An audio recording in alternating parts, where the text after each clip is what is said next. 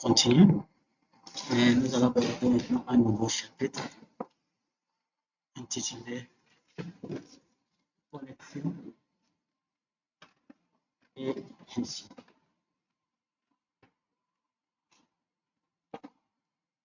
On va créer un nouveau projet, toujours dans Visual Studio.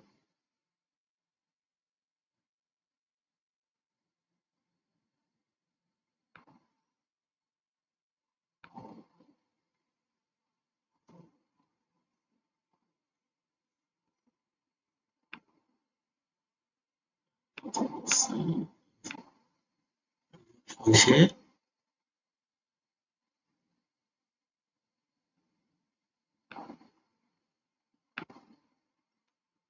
Chapitre 3. Basé sur notion de collection.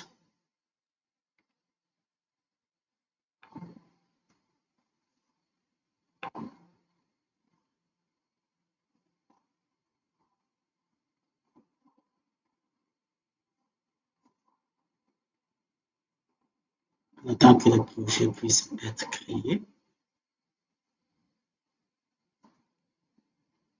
je préfère afficher la classe et que ça soit masqué.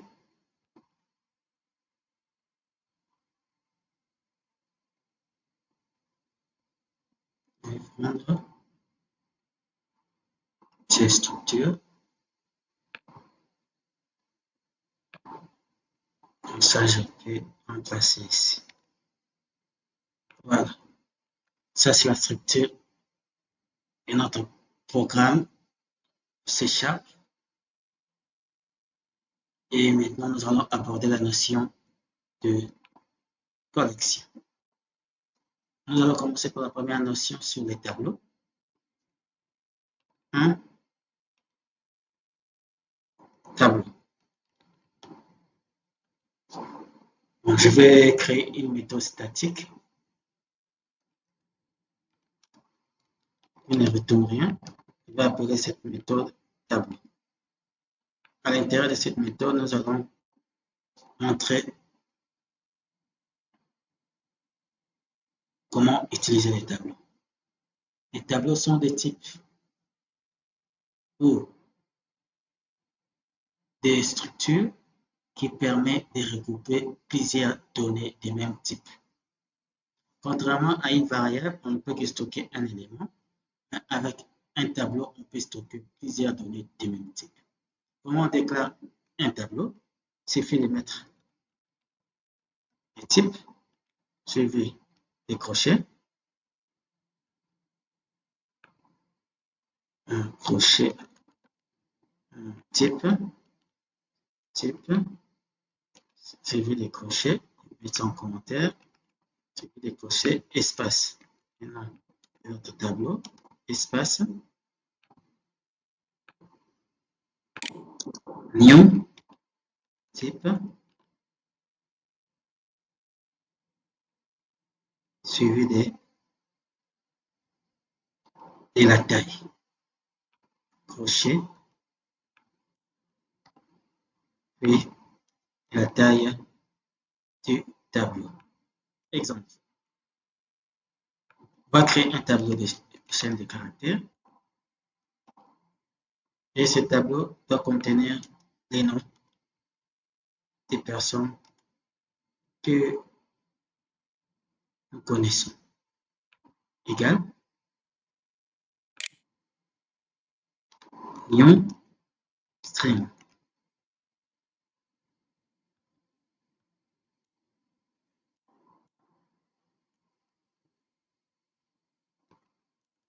Je vais pouvoir avec mon clavier, ça me dérange. Crochet de fermeture, voilà, c'est ça. Si nous mettons à l'intérieur 3, cela veut dire que c'est un tableau qui peut contenir 3 données. Donc, comment affecter? Nous allons dire non, crochet. Premier élément du tableau a pour indice 0. On va dire 0. Et puis égal. On affecte la chaîne. Deuxième élément du tableau,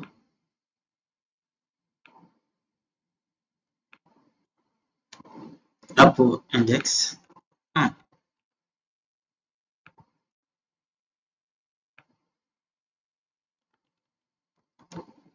Et puis, troisième élément du tableau, là pour index D. Pourquoi? Parce qu'on commence à compter à partir de 0.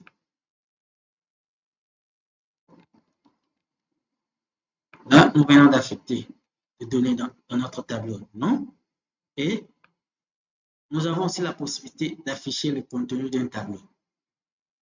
Pour nous faciliter l'affichage du contenu d'un tableau, nous pouvons utiliser la boucle for.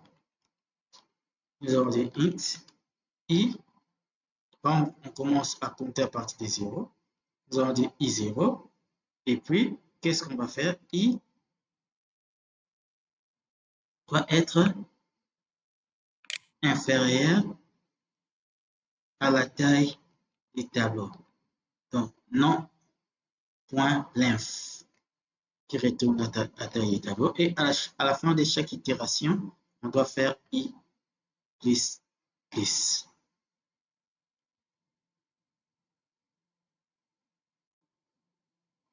Je vais fermer. Maintenant, à chaque itération, qu'est-ce qu'on doit faire? On va faire console.write line. On doit afficher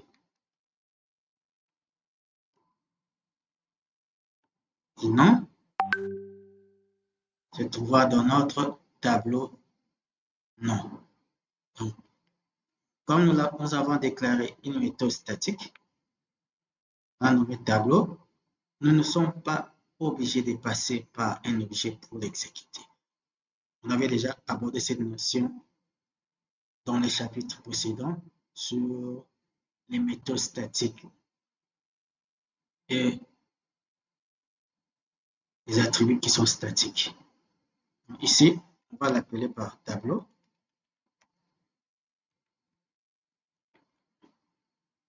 Et on peut exécuter.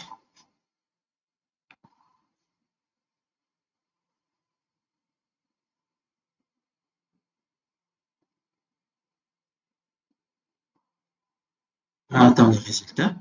Voilà. Nous avons les résultats. C'est faisable. Donc, notre tableau fonctionne. Deuxième possibilité, on pouvait aussi créer un tableau, string, et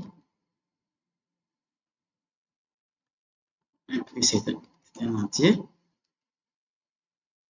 On nomme notre tableau free.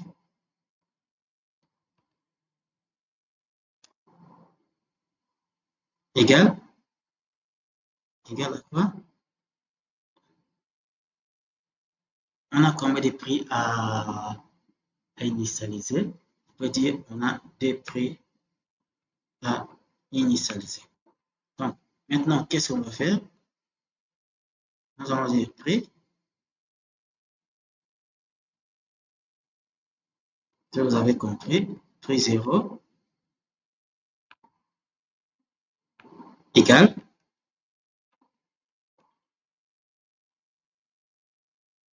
égale 100 et puis prix à la position in égale 20 et puis prix à la position 2 égale 500.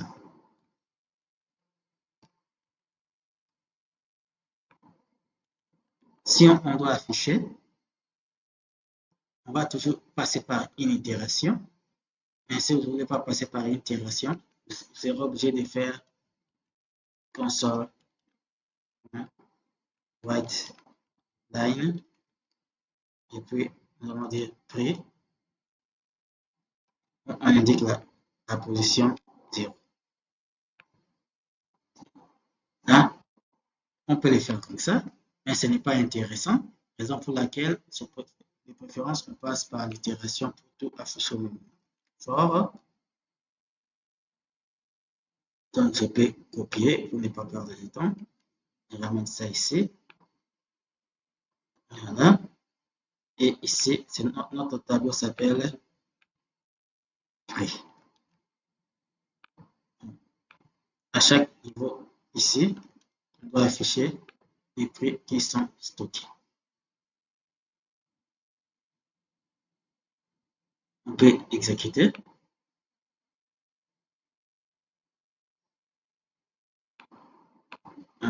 Voilà, on revient ici. On avait initialisé le tableau. Cette erreur veut dire quoi? On a initialisé le tableau qui doit stocker 2 éléments. Mais en réalité, nous avons stocké 3 éléments. Donc, nous avons dépassé la taille de notre tableau. On doit enlever le deuxième, soit on doit augmenter la taille de notre tableau. On exécute.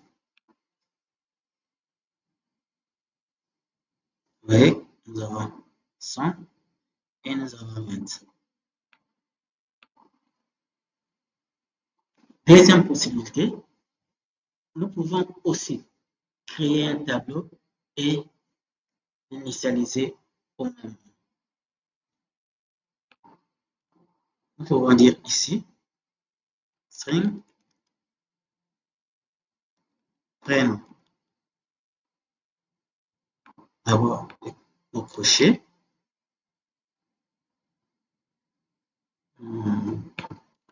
Crochet d'ouverture. Et puis, énonce. On met ici prénom.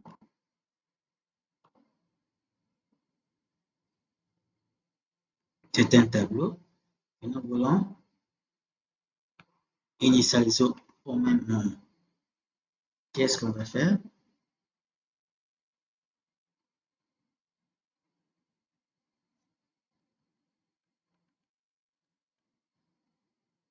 Nous venons de créer notre tableau. Égal. Voilà. Le signe d'égalité. Égal. New. String.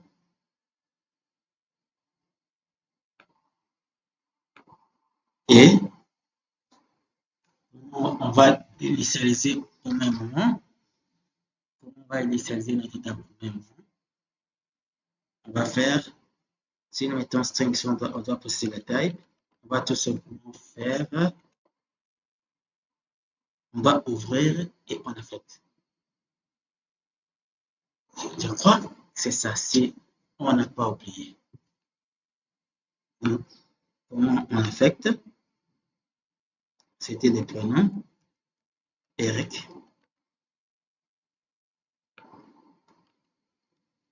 Nathan.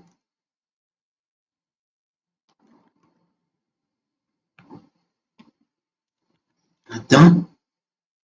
Et on peut mettre encore ici ton prénom. Jacques. Maintenant, si on peut consulter cette table, notre tableau ici, on va dire for prénom, pardon, donc on déclare une variable i, initialise par 0, et puis nous allons dire i doit être inférieur à la taille du tableau et à chaque itération,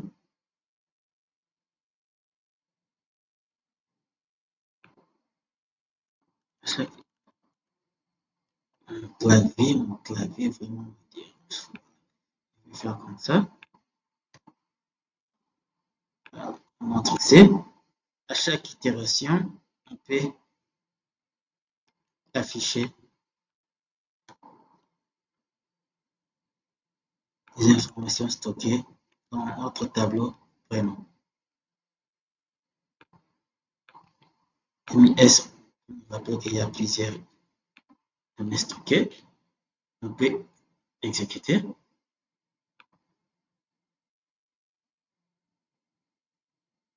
voyez, c'est ça. Donc, on rappelle la méthode l'info permet de déterminer la taille du tableau. on commence à compter à partir de 0 parce que l'indice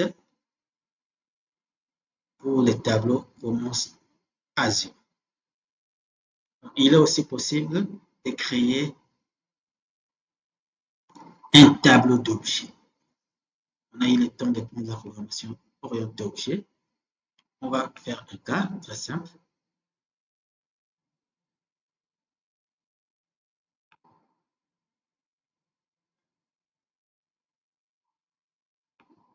Notre tableau, on va nommer cours. Dans notre classe, on va la nommer cours. Et puis ici, on peut rendre notre classe publique. Notre classe sera caractérisée par string cours. On a un get. On a un get et puis un set. Et puis, on a un libellé de cours. On aura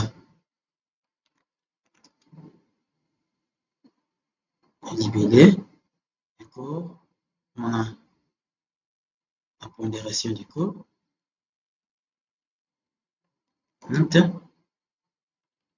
Pondération.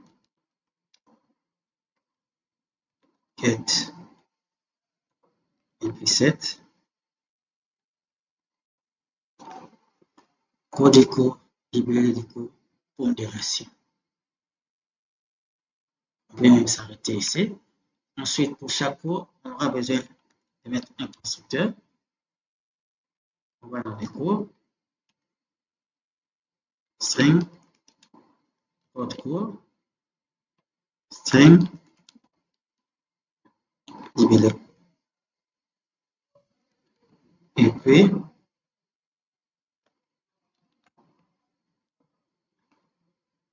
int pondération. On va initialiser par code cours. On affecte des valeurs libellées. Pondération.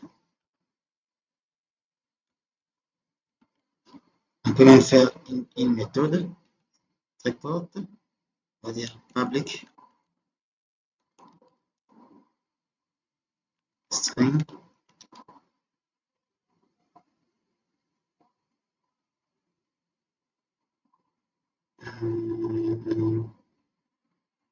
est-ce qu'on peut être multiplié message void détail court.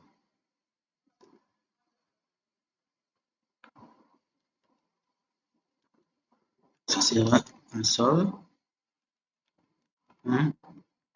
write line. On va mettre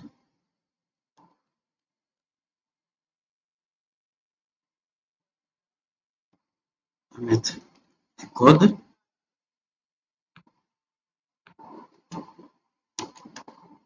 On va mettre copier ici.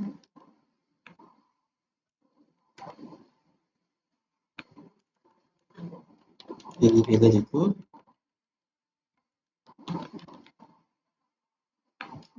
Ensuite, on va mettre la pondération du code.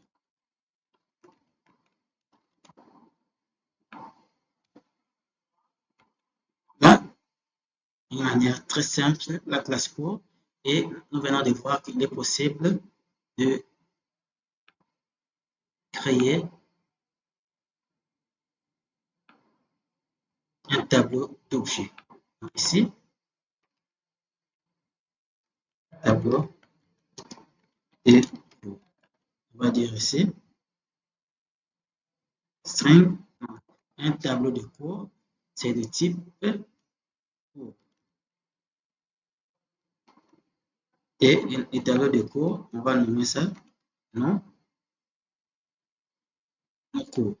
Et le tableau de cours, on va nommer ça nom, cours. Et le tableau de cours, on va nommer ça nom, cours. Combien de cours on peut affecter à l'intérieur? 3. Et on peut maintenant passer à la création des cours. Nos cours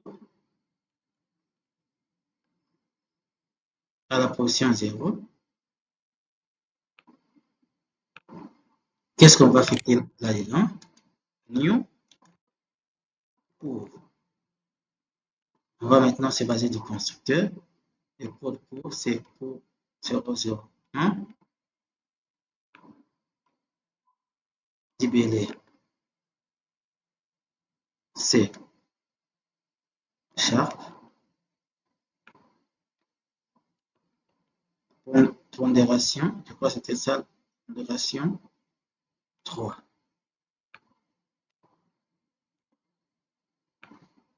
Je vais passer au deuxième cours. Cours 2, intitulé programmation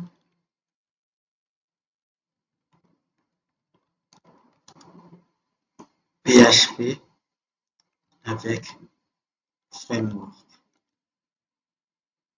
Pondération 3. Et puis, le troisième cours,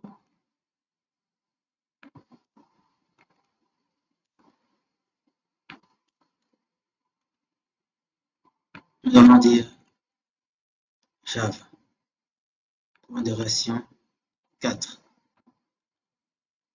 Et pour consulter, nous pouvons passer par une itération.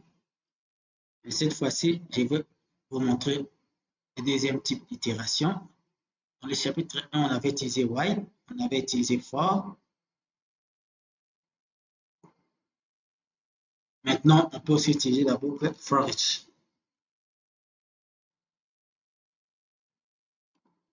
Pour chaque itération qu'on va faire, on va créer un objet court. On va nommer CO. Pour tout cours qu'on récupère dans nos cours,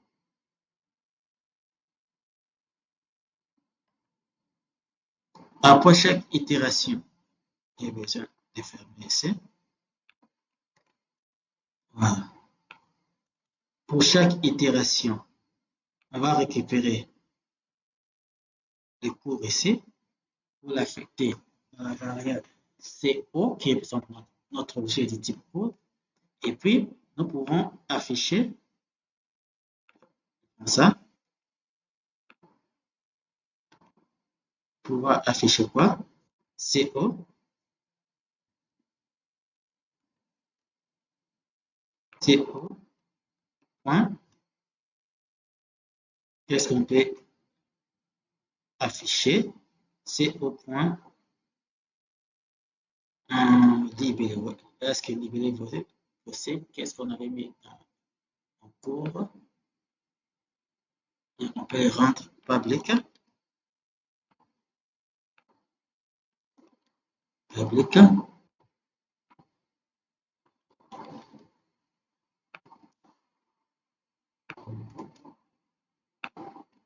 Voilà. On vient ici. On était où? On va dire CO. Point. Code cours.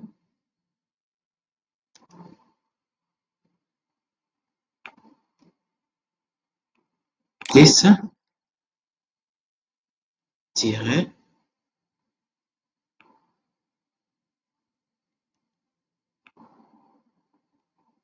This. CO. Point. Libellé. Nous pouvons exécuter. En attendant, je profite pour boire un peu de l'eau.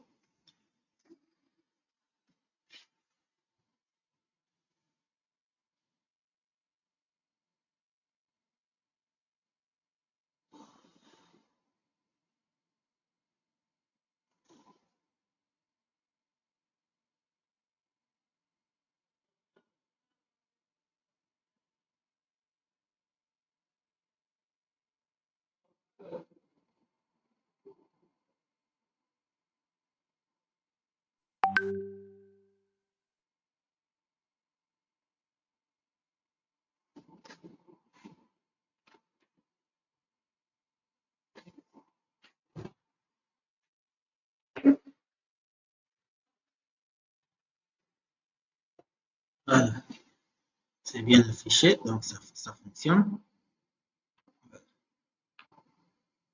Et pour conclure la science, il est aussi possible de déclarer les tableaux à des, à des dimensions. On le déclare toujours de la même manière. Par exemple, string produit, crochet, la virgule égale produit.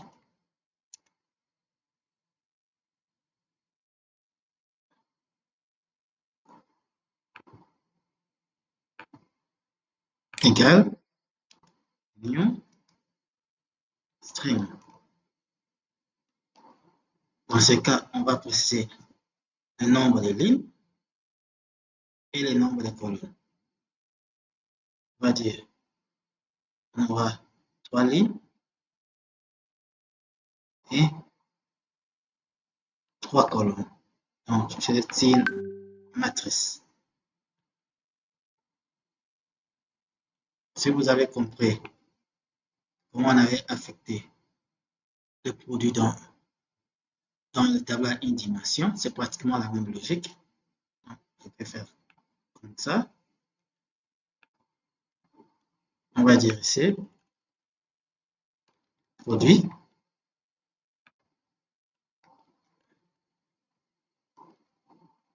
zéro, zéro,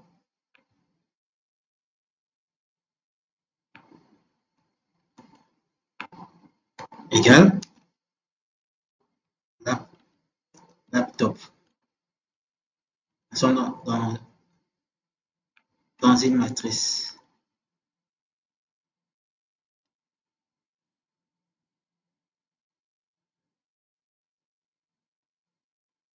Dans une matrice carrée. Qu'est-ce qu'il dit ici? Variable locale, on a déjà déclaré ça. Ok, ça c'est 0. Produit n'a pas une valeur nulle ici. Voilà. Alors, c'est à quel niveau? Inverser l'erreur, c'est à quel niveau? On continue. Pourquoi il y a une faute ici? Regardez, on avait mis la virgule. Mais qu'est-ce qu'on a mis ici? Des crochets. Alors pour laquelle ça ne marche pas. 0.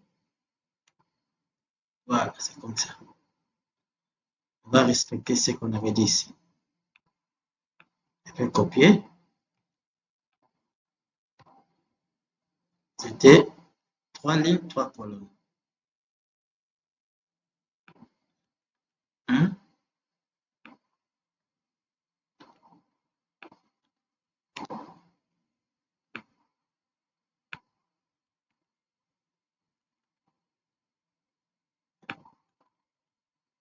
Sauver. Implémente. Ok, on peut passer maintenant.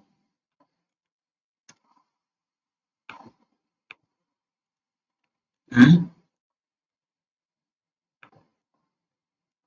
deux, un,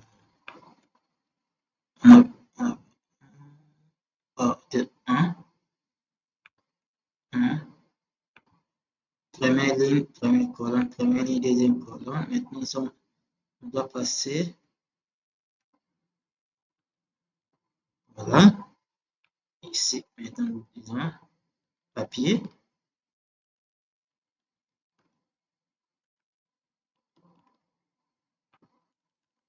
Disons ici, pas papier, scanner. On peut encore mettre ici téléphone, par exemple. Là, nous sommes au niveau de la deuxième ligne. Notre matrice était une matrice. Ah non, bon, je vais me réduire. J'ai réduit des lignes des colonnes. Voilà. Maintenant, pour parcourir les tableaux à des lignes des colonnes dans une matrice, regardez, quand on était encore côté vecteur, on utilisait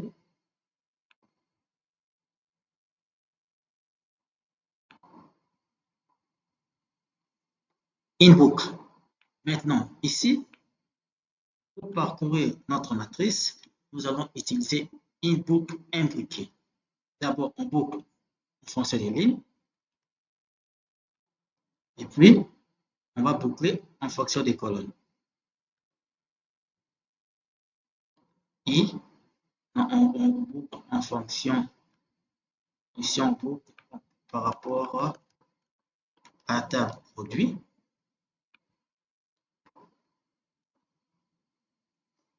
La première itération représente la ligne et la seconde itération représente les colonnes.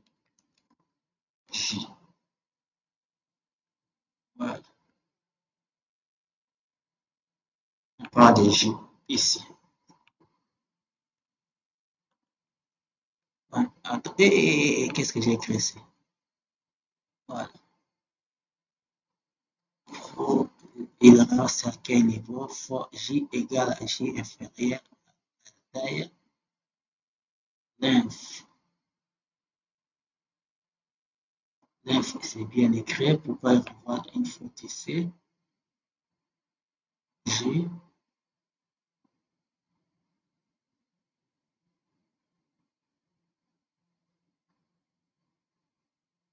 On met argument des strip string. Pourquoi il dit ça? J. Ah, c'est ça, c'est 0. Oh. Ok. Produit. Ok. Pas de problème. Ici, pourquoi il dit pourquoi il renvoie une faute ici? Bon, on va trouver la faute après. Console. Write line. Qu'est-ce que nous avons besoin d'afficher? Produit. Produit. IJ. I. J.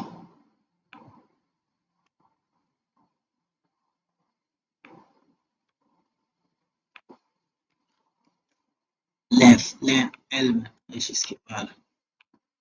Produit IJ.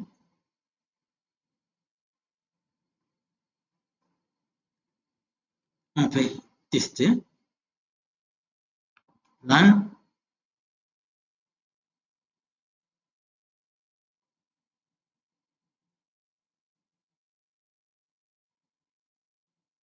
Il y a une erreur quelque part. Nous avons dépassé la taille. Vérifions. Coupe exécution ici. On avait dit, oh, on avait réduit. J'ai oublié qu'on avait réduit à 2. C'est normal qu'il refuse. On avait réduit à 2, des lignes, des colonnes. Voilà. On peut exécuter de nouveau.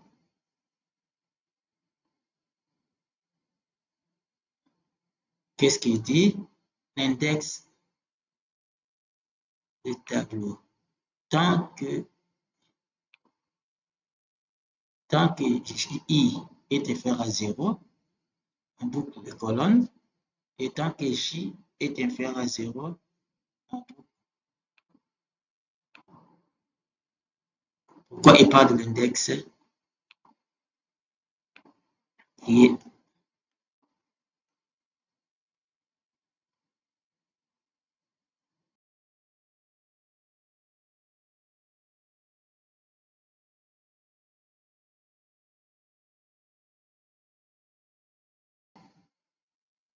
on peut ajouter appeler la méthode getLen.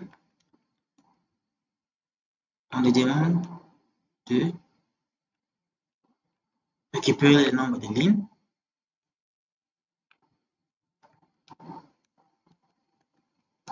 Puisque nous sommes au niveau des matrices, 0, ça représente les lignes. Deuxième, 1, ça représente des colonnes. Donc, on va lui demander de récupérer le nombre de lignes se trouvant dans notre matrice carré 2, 2. Si nous réexécutons,